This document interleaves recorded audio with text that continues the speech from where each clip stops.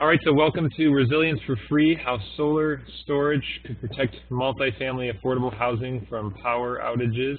This course is approved for 1 hour in continuing education units, AIA, AIBD, NARI Green, Green Certified Professionals, and may be applicable to your local state-based or design contractor license.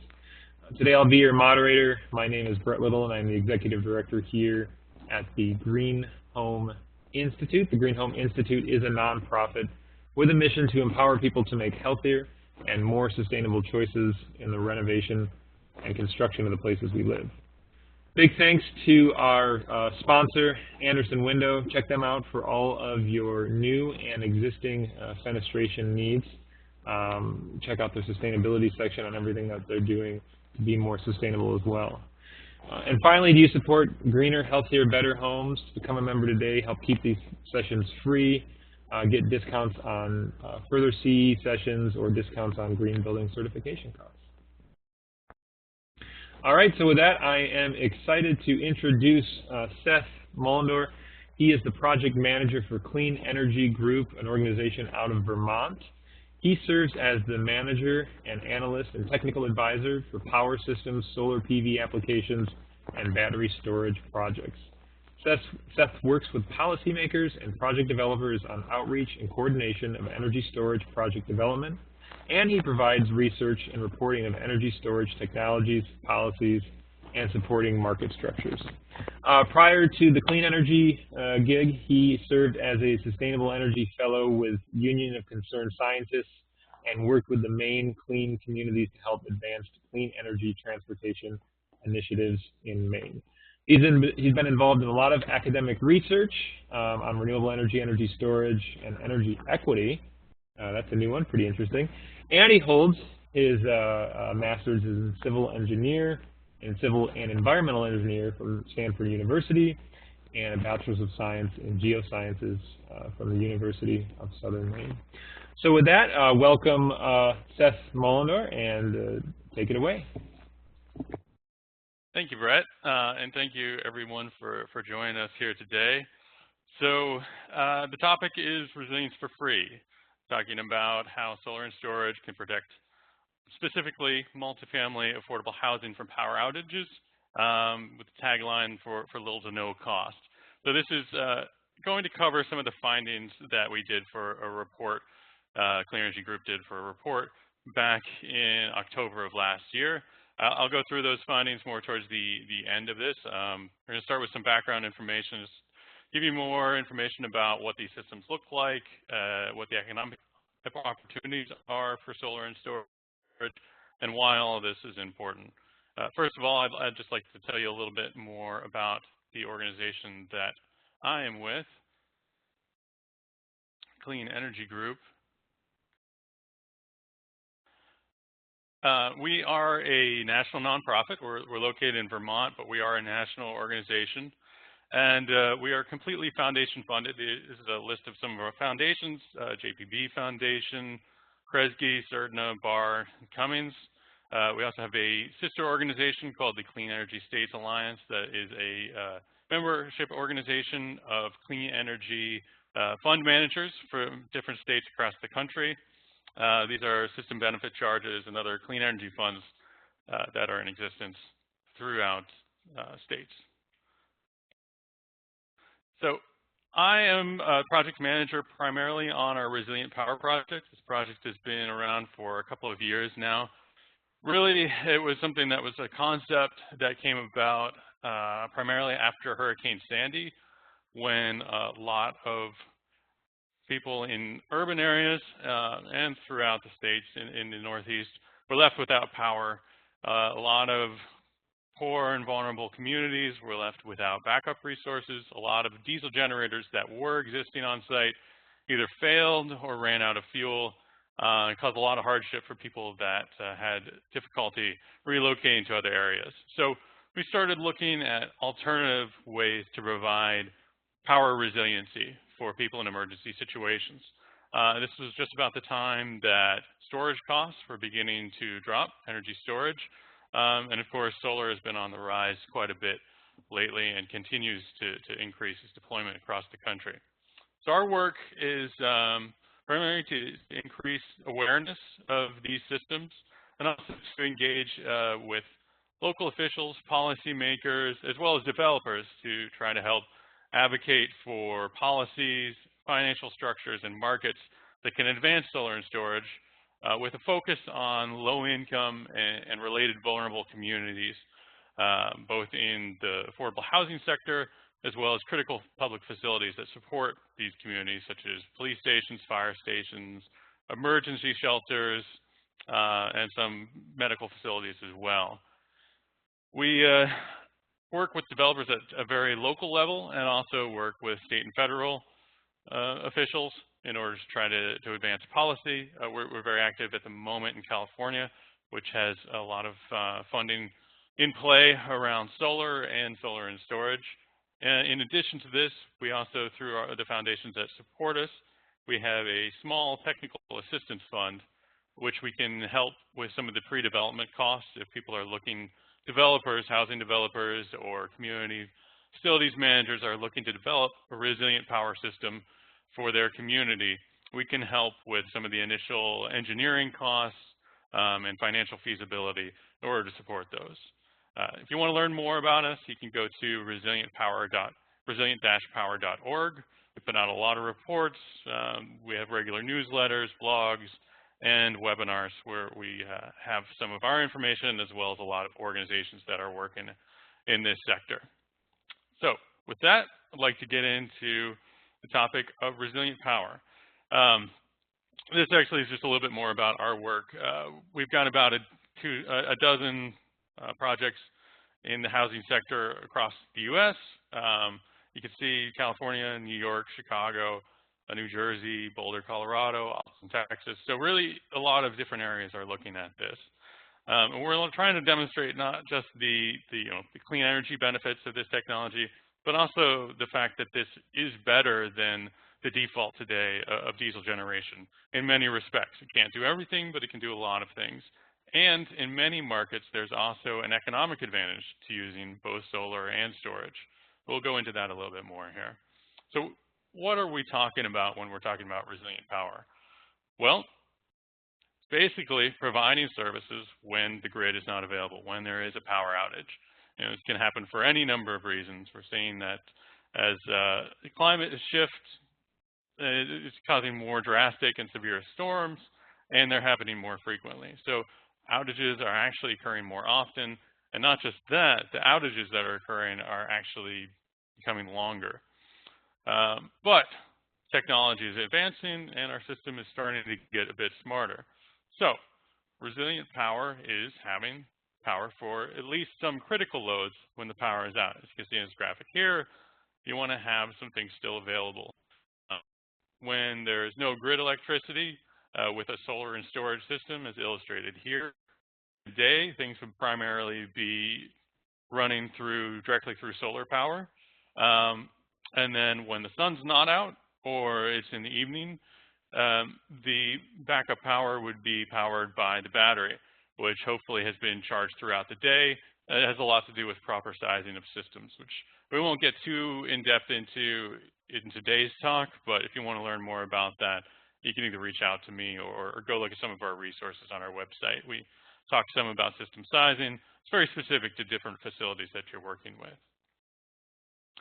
So why isn't solar alone good enough? I mean, aside from the fact that it doesn't work on cloudy days or in the evenings, the fact is that almost all the systems out there are what are called grid-tied systems. There are some off-grid systems that are not connected to a utility grid, but that's not what we're going to be talking about today. We're talking about most of the systems that you see in a city across the country is a grid-tied system. What that means is that the solar is connected to a grid-tied inverter. The inverter is the piece of technology that converts the DC power that the solar array is producing into AC power that powers all of the stuff in homes, residences.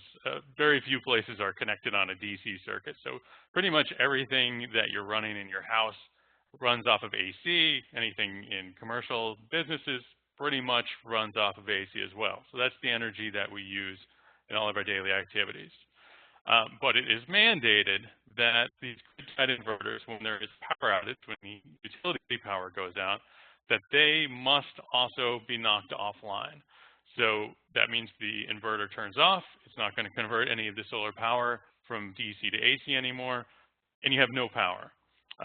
This is mandated for safety reasons because the utilities don't want there to be solar power being fed back onto the grid during an outage when line workers could be on there, and they wouldn't know that it's electrified and people could get hurt.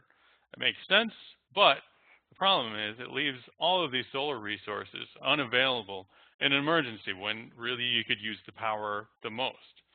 It's disappointing. A lot of people don't realize this.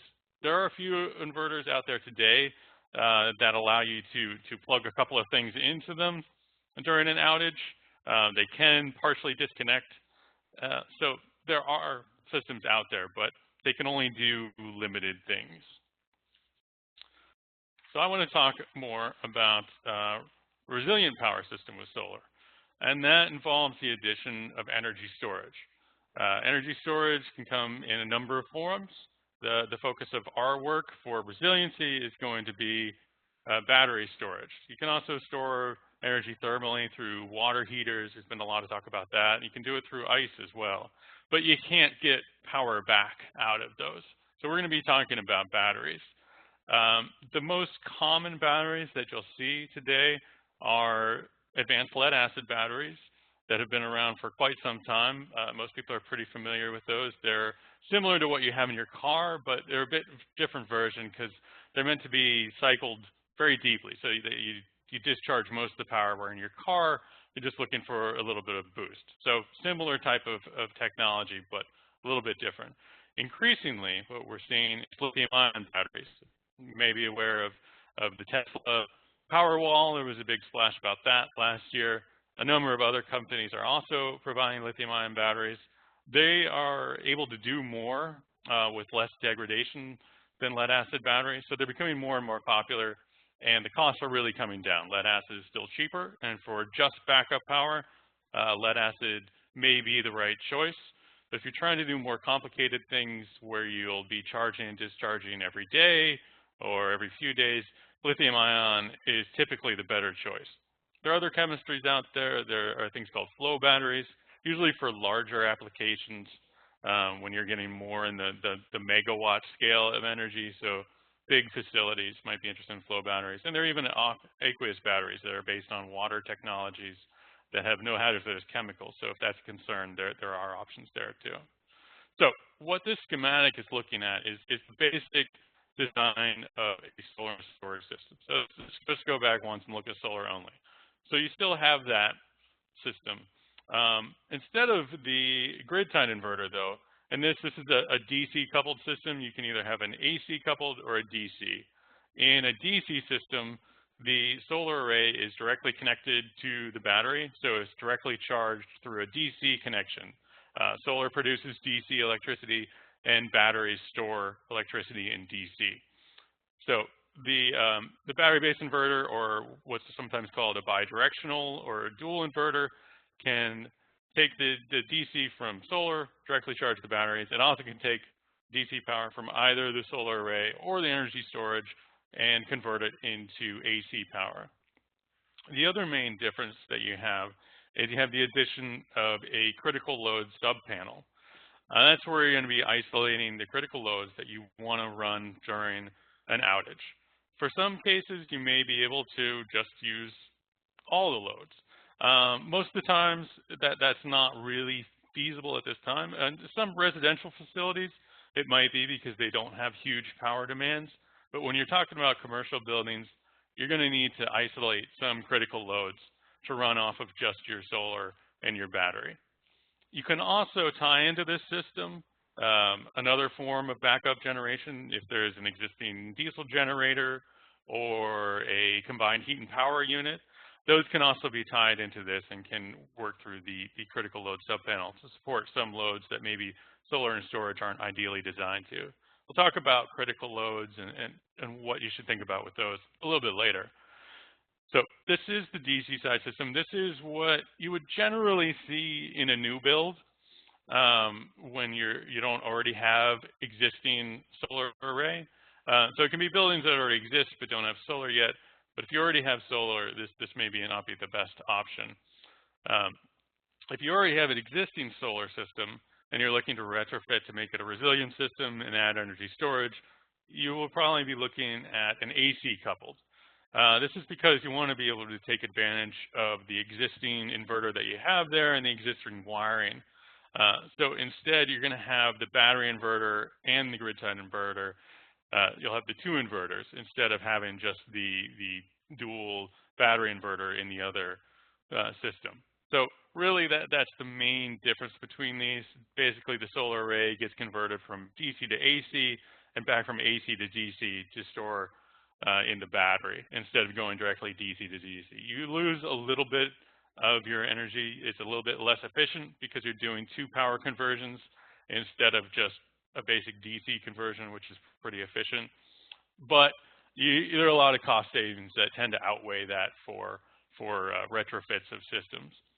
Also, if you want to use the solar and energy storage at the same time to both go through the inverter, since in DC they're sharing the same inverter, sometimes you're limited. That might be another reason to go just AC. I won't get into all the details of that. Also, one thing about batteries that people often want to know is how much space do you need for them. So for, say, a 100 kilowatt system, which is a pretty good size system, that's that's a number of residential size systems all compiled together, 10 or 20 residential size systems. So when you're talking about commercial, you usually get into the 100 kilowatt range, maybe multiples of that. But for around 100 kilowatts for lithium ion batteries, you need basically the space of a refrigerator. So it's not too bad, but it's one consideration that you need to think of when you're designing these systems. Now I want to talk a little bit more about the critical loads. This is just a table here of some of the typical power draws for the kinds of loads that you might want to power in an emergency situation. You can see there's a real different variety in the amount of power drawn by each of the resources. As little as 10 for LED bulbs, up to thousands for air conditioning and furnaces. So, which loads are good for solar and storage when you're looking at a resilient system? Really, it's the lighting, the plug loads, maybe refrigeration as well. Solar and storage, because of the costs of the energy storage side of the systems, they're not really economical to take some of the bigger power loads and keep those running in an emergency. Again, refrigeration you might be able to do some elevators in a high-rise building, but things that it does very well are lighting and plug loads so that you can charge cell phones, keep a radio on, water pumps if you have multiple stories and you want to keep water on in the building. These are the kinds of things that really energy storage is well suited for. So that's something that you have to consider. If you have big, high power draw appliances or technology that you need to keep running in an emergency, you may want to consider another form of generation just to cover that, such as a diesel generator. Not a big fan of those, but that can be something you put in. I'm more a fan of micro CHP. These are small combined heat and power units that they can provide a pretty good economic return in areas where they make sense to have both the electric and the heating load. So you probably have to look into other things if you're looking to run some HVAC during an emergency. Now I'd like to transition from talking about the technology to talking about the economics of these systems and why they might make sense in certain places. Most people are pretty familiar with solar. It's been around for a while. Mainly what you use solar for is to offset electricity consumption, the kilowatt hours that you use throughout a day. So that's great. Solar is great for that, especially during the middle of the day, which is more when some of the commercial loads hit. Residential doesn't sync up quite as well because a lot of morning and evening loads there. But if you're on a net metering program, it doesn't really matter when the energy is produced as long as you get full retail compensation. That is something that's changing a lot right now. something to be aware of if you're depending on net metering. A number of states have begun to roll back some of their net metering laws. Hawaii has, Nevada has retroactively. So it's something to be aware of if you're depending on those revenues. Some states also have the availability for solar renewable energy certificates, SRECs. This is where you get paid for the solar energy that you produce due to renewable portfolio standards that states have. Not every state has this. Some states will also buy out-of-state RECs, so you can sell them on open markets. That's another value stream. And then, of course, there's incentives. There's federal tax credit incentives, the ITC, which just got a nice extension. It's going to be around for a few more years. That's great. And then some state and local incentives also exist that you can take advantage of. You can also take advantage of some accelerated depreciation to help recoup some of the initial expenses of these kinds of projects. Value of battery storage gets a little bit more complicated. People are less familiar with that. And while there are a lot of opportunities for storage to provide value to a system, the actual market opportunities right now are a little bit limited, and some of them are constrained to regional markets. But pretty much every level along the way of the system, there's some value. Utilities can use it to help increase renewable integration. Grid operators can use it to balance supply and demand, and commercial and residential. In addition to backup power, there are opportunities to directly reduce bills in some cases. It's not every market, not every utility rate structure, but we'll get into that in a few minutes. Part of the value of these systems is also where they're located. Not going to get into this too much, but this is a Rocky Mountain Institute put out a report about the value of economics of energy storage. And I encourage you to look at it if you want to learn more about it. The basic takeaway on this is if you have it behind the meter that is located at a customer site, that's where the most value potential is. Instead of it being located on the grid somewhere, having it at a building behind the meter, behind the utility meter, it's really where the most value can be realized. So one of the, I'm going to talk about two different value streams here, and these are the ones that we go into in the report. One is directly for the customer value as far as what you can save on bill savings.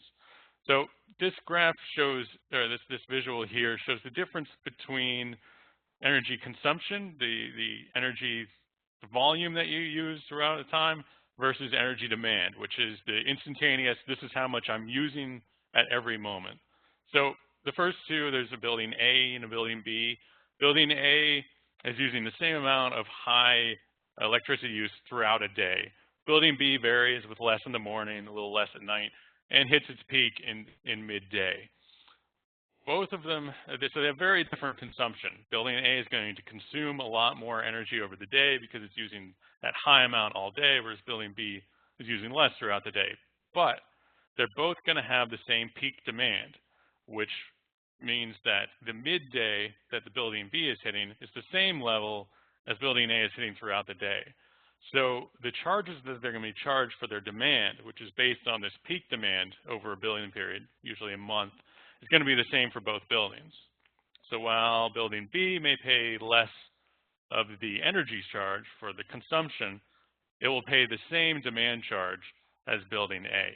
And this is where storage can come in because it can move around where your consumption from the grid comes. This is what the last visual here shows. That energy that was stored from the morning, you can use some grid energy or solar energy to charge up the batteries, can be used at midday so that the actual energy that you're getting from the utility grid is capped at that lower level where the dotted line is. This reduces your peak demand and reduces the charges that you're going to pay to the utility. Sometimes significantly. Demand charges can be over half the bill in some markets, particularly California and New York, but also some surprising places like New Mexico and Connecticut as well. This is a visual about how this works. So basically, you have a managed demand threshold where energy storage kicks in at a certain point, says, I'm not going to let demand go over this from the utility, so I will discharge during those red portions above that line, and that will hold demand at the specific point. Below, there's just an example, if you're being charged for $10 a kilowatt and you're able to reduce by, this amount over time, you can see good annual savings in the order of thousands of dollars per year, which can pay off some of these systems depending on what you're looking to do. The other value stream that I want to look at is the utility value, the grid value. This is something that is out there and a lot of areas are exploring, but it's not available in every market today. Demand response is when utilities are trying to manage their own peak demand, and they can call on facilities to use less energy. If you have energy storage, you can dispatch that instead of using grid energy, and so you can participate in demand response programs. There's also reliability. One of the big things that utilities and grid operators have to do is balance supply and demand at all times. It has to keep it at a certain frequency, and it needs to either bring on more power or take off power depending on where it is with that frequency if it's going up and down. Something that energy storage can do, and it can do it extremely well. And in certain markets, you can get paid pretty well for doing that. That's one of the other value streams we're going to be looking at today. Not going to get too deep into that. Happy to help share information if you want to learn more about that or ask questions. This is a visual of what frequency regulation really does. So if there is not enough supply, or if there's too much supply and not enough demand, as on the top, then you can charge a battery to suck up some of that extra electricity supply charging. When there's equilibrium, you don't need to do anything. If there's too much demand and not enough supply, you can then discharge that energy to get it back into equilibrium. That's how it works, and you get paid for that. Both taking energy off and putting energy on, you get paid both ways. Now I'd like to get to the heart of the talk today, which is our Resilience for Free report.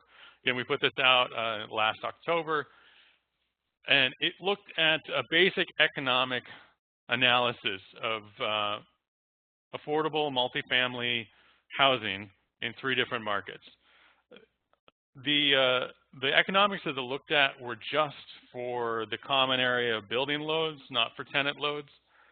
This is because the building side of the demand is a commercial charge, whereas the tenant loads are on residential charges, and the economics for those two look very different. Economics for tenants are starting to look better for solar and storage in certain markets. That already looks fine for solar in some markets. Storage is starting to gain a hold in some markets, but when we did this analysis in the markets we were looking at, there really wasn't an opportunity for tenants to benefit a lot. So we looked at really the benefit for the building owners and managers to make affordable housing cheaper and more resilient for tenants. The kinds of loads that would be backed up by this would be, a common area room where you would have some cooling, some refrigeration, lights, of course, and charging stations for residents. Someplace there they can be comfortable keeping water pumps going, being able to use elevators every now and then. These are the kinds of loads that we're looking at. So it's not each individual tenant's residence that's going to be powered, but the building common areas as a whole would be an emergency shelter where people could locate. So what the key findings was that solar storage under the right conditions can actually reduce the operating costs of these affordable housing buildings. And that the financing for these projects can be repaid through electricity revenues as well as savings on electricity bills. In some cases, energy storage, adding it into a solar system can improve the economics of solar alone.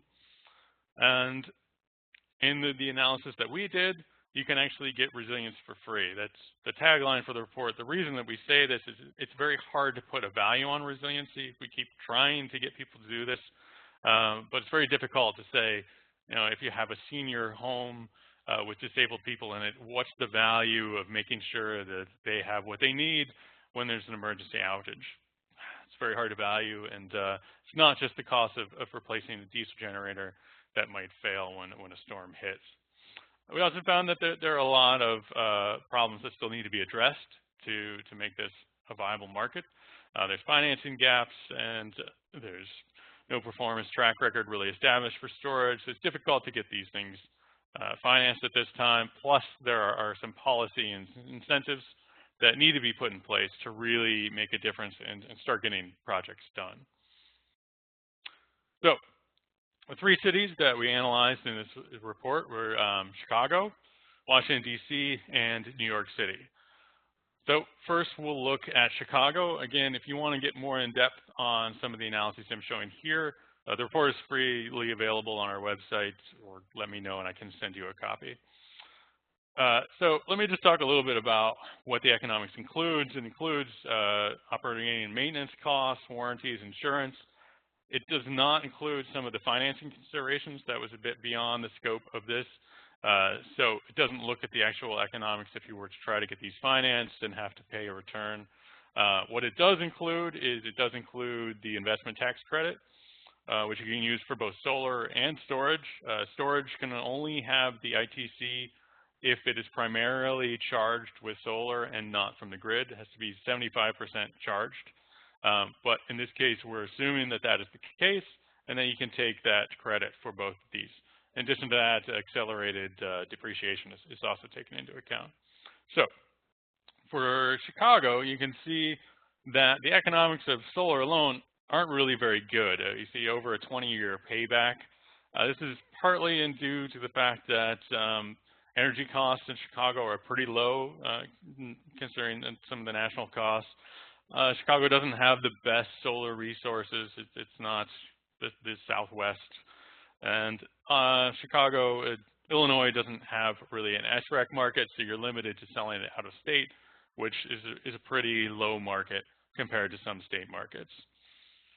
But we can see that when you add energy storage, the economics improve significantly. This is because Chicago is located in a regional transmission operator or independent system operator territory that they oversee the transmission side of the energy grid. It's the PJM territory, which covers a lot of the mid-Atlantic states and really stretches from Washington, D.C. to Chicago and the areas in between. What the PJM market has is a good market for frequency regulation. So this is the one market really in the U.S. that energy storage can get paid for frequency regulation and get paid at a price that makes it economically a good undertaking for energy storage. So you can see that reduces the project payback down to about 12 years from over 20 years for a 100 kilowatt, 50 kilowatt hour lithium ion battery system. If you increase the size, triple the size of the battery system, it reduces the project payback even more, down to about 6 years. Show you a couple of graphs of what this looks like. So you're seeing the big expenses in the beginning, plus there's some operation and maintenance that goes along. At year 10, you have to replace the inverter and the batteries in the system. And then you see the savings in revenue over time. You can see just visually here the much improved payback of the project when you add in energy storage. And this is really just due to participating in the frequency regulation market. So it adds a lot of value to the system, and the value that we didn't monetize here is this is then a resilient system. Your residents can be protected in the case of an emergency. When there's a storm, there'll be lights, they'll be able to know what's going on, they'll be able to contact their loved ones. There's a lot of value to that that's not captured by this. And then this next one shows the difference between the 100 kilowatt system versus the 300 kilowatt system. You can see that the payback is almost half of what it is for the larger system. This is because the costs of energy storage don't scale with the size of the system. It's not a one-to-one. The cost of the battery itself will pretty much scale with the size of the system, but there's a lot of non-battery costs, installation, some of the hardware that's involved. These don't scale with the costs. So because the revenue that you get through frequency regulation does scale pretty much one-to-one with the system size, you get a much more increase in your revenue than you do in the cost, and that lowers the payback significantly again. So we also looked at Washington, D.C. D.C. is similar to Chicago in that it is within the PJM market, so you can participate in frequency regulation there. What DC has that Chicago does not is a thriving SREC market. So solar credits, the credits that you can get for producing solar energy, you get paid quite a bit for that in Washington, D.C. It's a really high market, higher than a lot of places in the U.S. They have a solar carve-out in their renewable portfolio standard.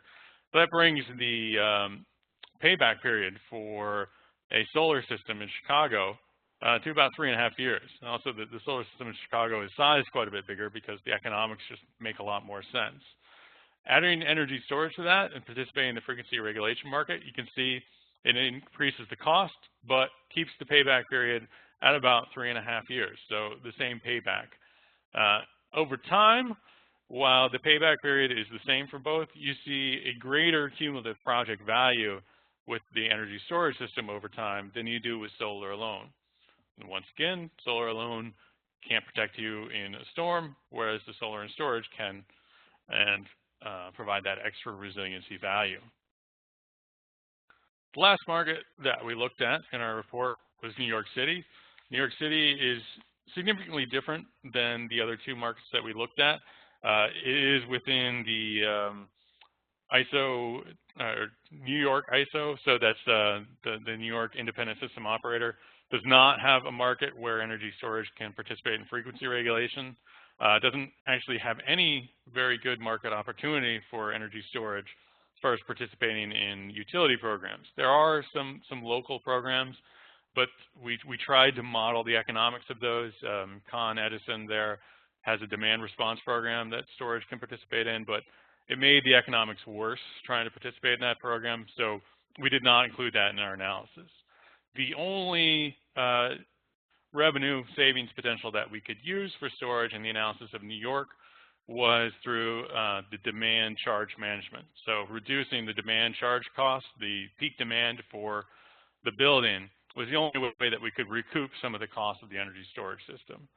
The other problem that we have in New York City is that due to some fire code issues that are being straightened out right now, but are moving very slowly, you cannot locate lithium-ion batteries inside a building within the city. The fire department has some concerns. They're not comfortable with the chemistry yet. Everywhere else in the country, you can put lithium-ion in buildings, as far as we've seen.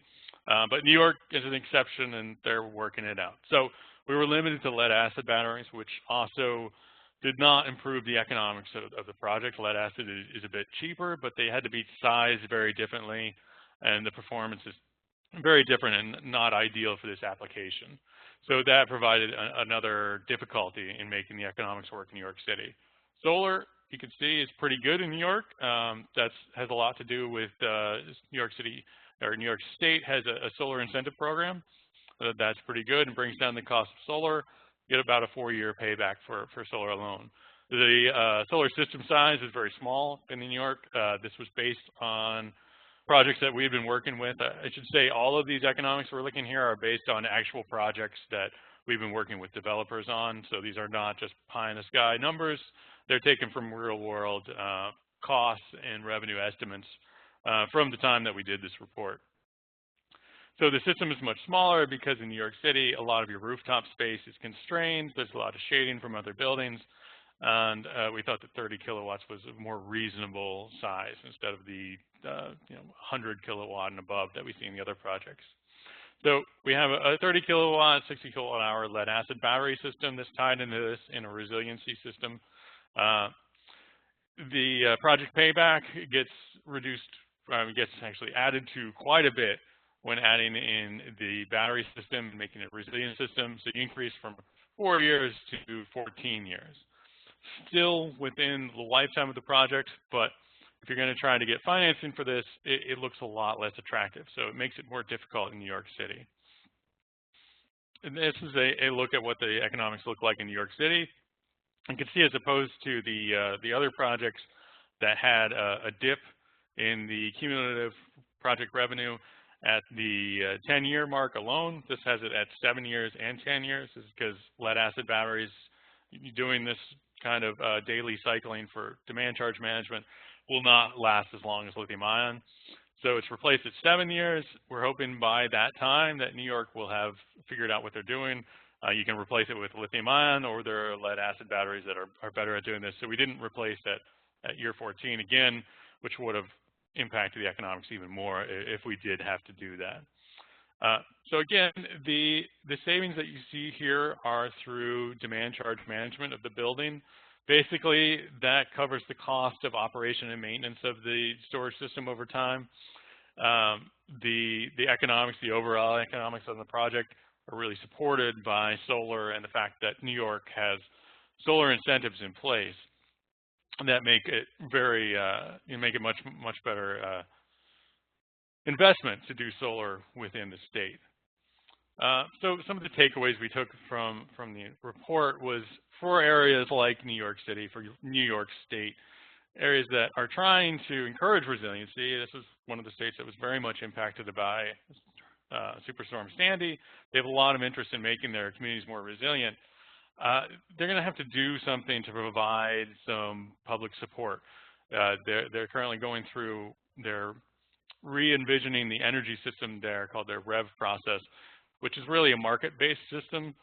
But without incentives to get the market more mature, you're not going to see that. California has what's called the Self-Generation Incentive Program, the SGIP program, that has an incentive for battery storage. And we see California is a thriving behind-the-meter energy storage market, whereas New York is not for a number of different reasons. Talked about the Con Edison constraints on the incentive program that they had because it limited the time when you would be discharging your system, and provided you had to discharge for 4 hours at your peak power. It made it very uneconomic for energy storage systems to participate in the demand response program. Some systems have found that their peaks coincide with when the Con Edison peaks are, but if you don't have that, the economics don't work.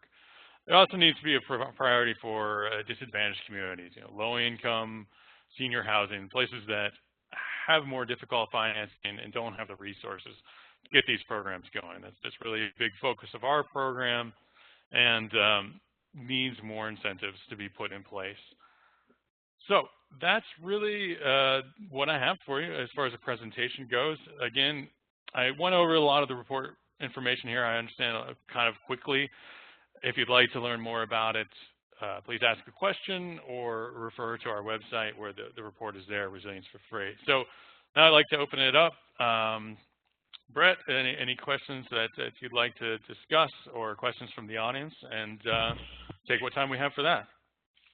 Yeah, great. Thanks, Seth. And yeah, feel free to put your questions in the chat box there. We got some time. I've got some questions, and I see some questions have been piling in.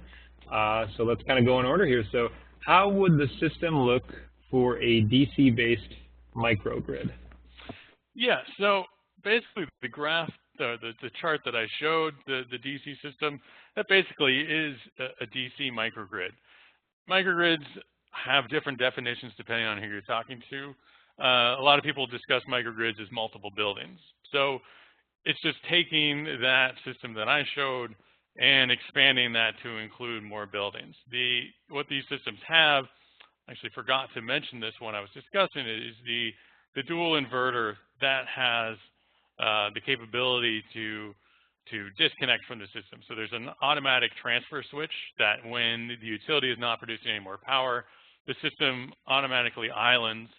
So any resources you have on the other side, in a microgrid, you might have wind and solar or some diesel generation, as well as batteries. All of that will be isolated on one side, as well as certain loads that are powered with that system. Maybe it's all of your loads. Just depends. Whatever is behind that transfer switch, that will be what your grid will be. So really, a microgrid will look a lot the same. It'll be more complicated, definitely, because you're doing probably more buildings and more devices connected to it. But essentially, it's the same idea, where a building that can disconnect an island from the grid is basically a self-contained one-building microgrid. Great. Thanks, Seth. And if there's any follow-up questions, feel free to put those in on that. And this is an interesting one, especially, I wonder, given the legality and laws that come into play with affordable housing. But the question is there some mechanism wherein a building owner with solar generation could provide or sell electricity to the tenants and bypass the utility company? Yes. So I have heard of places doing that. In California, they have an interesting system where it is done through utility, but it's called virtual net metering. It's kind of a similar concept to community solar, where solar is actually located on the building, but you can allocate certain percentages to the tenant loads. If you're going to do this kind of selling back to the tenants, really the building is going to have to be master metered, so you can't have individual tenant accounts individually metered and then have a separate meter for the common load. It has to be a master meter system. Some of the housing developers that I've talked to that have done this find it to be a real pain because basically then it's on you to have to be doing the billing for customers and making sure you get all that. And it really can be a difficult system. I honestly think that systems such as the California virtual net metering offers a much cleaner and better alternative to that. But that's what I've seen so far. Yeah. I mean, it sounds like you're taking the job of developer, manager, and utility. So. Yeah, not something that most places want to take on. Somebody here working on an affordable housing project with the Moving Forward program located in Bloomington, Indiana. Duke Energy is providing the PV and may be providing battery storage. What other incentives would work in this situation? We're looking at a DC microgrid. That's a good question. I am not entirely sure. So let's see, if Duke is providing the PV and the battery storage, there's going to be no tax incentives in that case since you're not paying for the system. Really, the thing to look to would be what are the revenue and savings opportunities. I would think there's not, as far as I know, in Indiana, any specific storage incentives to install storage, and I'm not sure about the economic opportunities. Indiana is not a place we've been that active in. I know Duke is doing some interesting things in energy storage and other places. Would love to explore that project more. I'd encourage you to reach out to me. We can maybe help provide some technical assistance on that. But yeah, good question. I am not aware of any additional incentives that you could take advantage of, but there may be some out there.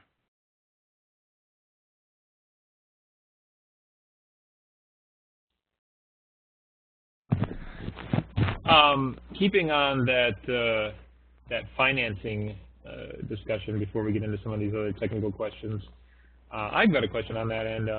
Have you seen this working in junction with PACE, Property Assessed Clean Energy Financing, or when it was moving forward, being integrated into any utility clean power plan, which I understand if utilities do anything special for affordable housing in the clean power plan, the state can be rewarded. So just sort of out quickly on those two topics.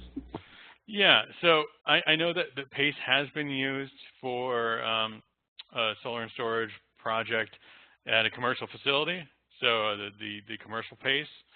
I know that has been done. It hasn't been done a lot, but I do know that it can be done. There's a project in Salt Lake City that did it. I'm not that familiar with that project.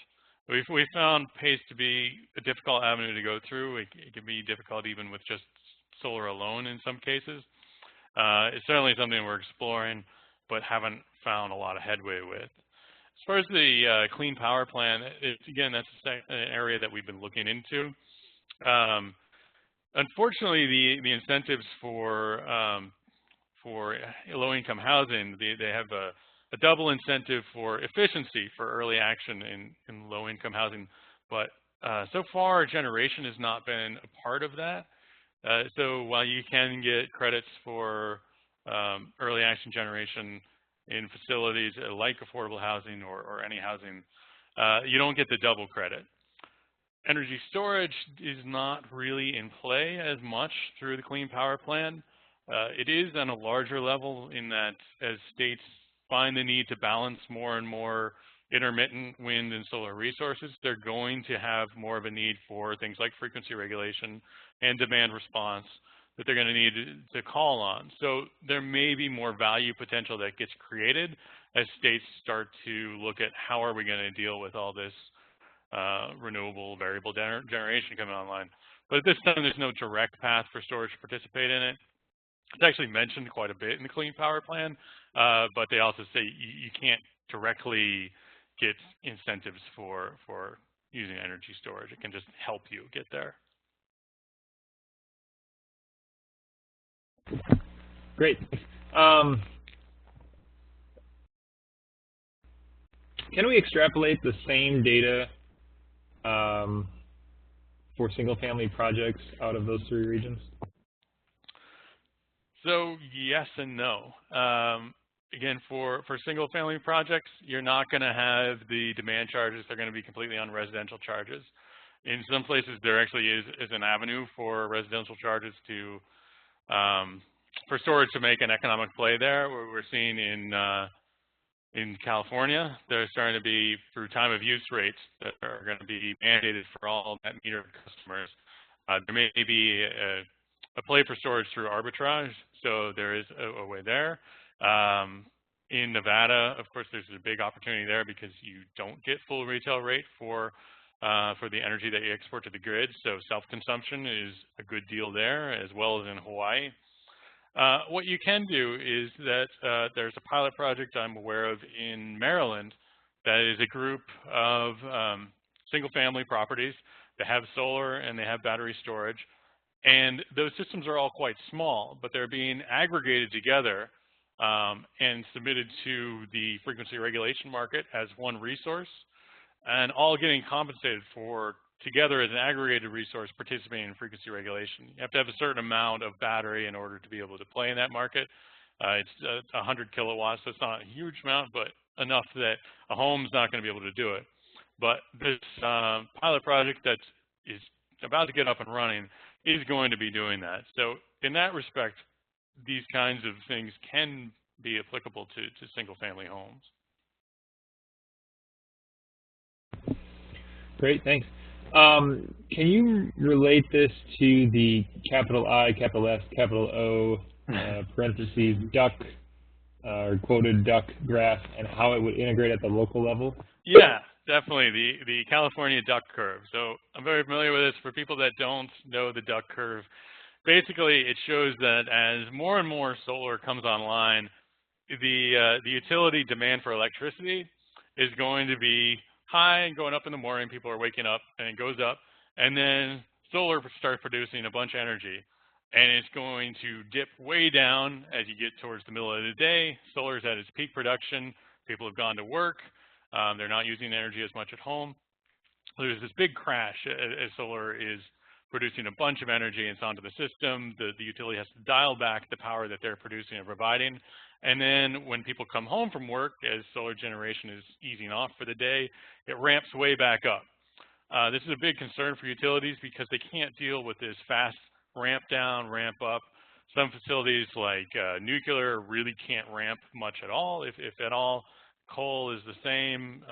A lot of gas plants can't do it that well either.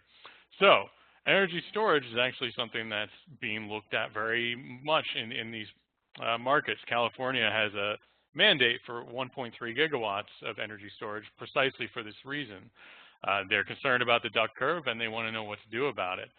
What energy storage can do when combined with solar is when your system's producing all this solar power in the middle of the day, it can be used to charge the battery instead of being exported to the grid. And then it can release that energy at the end of the day when you're seeing this huge spike in energy and solar isn't being produced anymore. So it can either be used at the local level, at the building level, by a facility in a case where you have, say, low time of use rates during the middle of the day when solar is producing and high electricity rates at night. You can save that energy and use it later. It can also be used by the utility in the same respect, saying through their demand response programs, they could say, listen, we have too much energy in our system right now. We want you to stop using some.